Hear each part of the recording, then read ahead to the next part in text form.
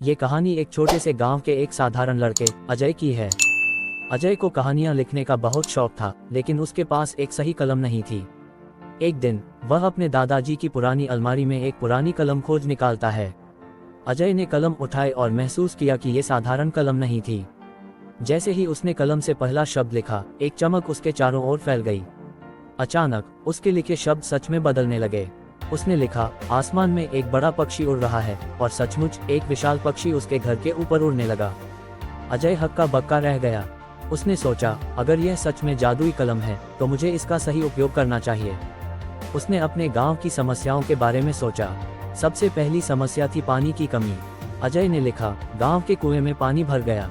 तुरंत कुएं में पानी लबालब भर गया। गांव वाले खुशी से झूम उठे। लेकिन जादुई कलम का इस्तेमाल आसान नहीं था। जैसे ही अजय ने अगला शब्द लिखा, सभी गांव वाले खुशहाल हो गए। अचानक गांव में उथल पुथल मच गई। एक रहस्यमयी व्यक्ति प्रकट हुआ और बोला, इस कलम का सही उपयोग केवल वही कर सकता है जिसका दिल शुद्ध हो। अजय ने डरते हुए पूछा, तुम कौन हो? रहस्यमयी व्यक्ति ने जवाब दिया, मैं इस कलम का संरक्षक हूँ। अगर तुम इसका गलत उपयोग करोगे तो ये तुम्हें और तुम्हारे गांव को नुकसान पहुंचा सकती है। अजय ने सावधानी से सोचा और कलम से लिखा, गांव के सभी लोग स्वस्थ और सुरक्षित रहें। तुरंत गांव में शांति फैल गई और सभी लोग स्वस्थ महसूस करने लगे। कुछ दिनों बाद अजय को एहसास हुआ कि उसके गांव के बाहर भी बहुत सारी समस्याएं थीं। उसने लिखा, सभी जगह शांति और खुशहाली हो। लेकिन इस बार कुछ नहीं हुआ।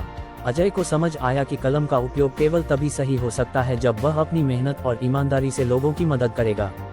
अजय ने कलम को वापस अलमारी में रख दिया और निर्णय लिया कि वह अपनी मेहनत और ईमानदारी से ही सबकी मदद करेगा। इस घटना ने उसे सिखाया कि जादू केवल एक साधन हो सकता है, असली शक्ति तो हमारी सोच और कर्मों में होती है।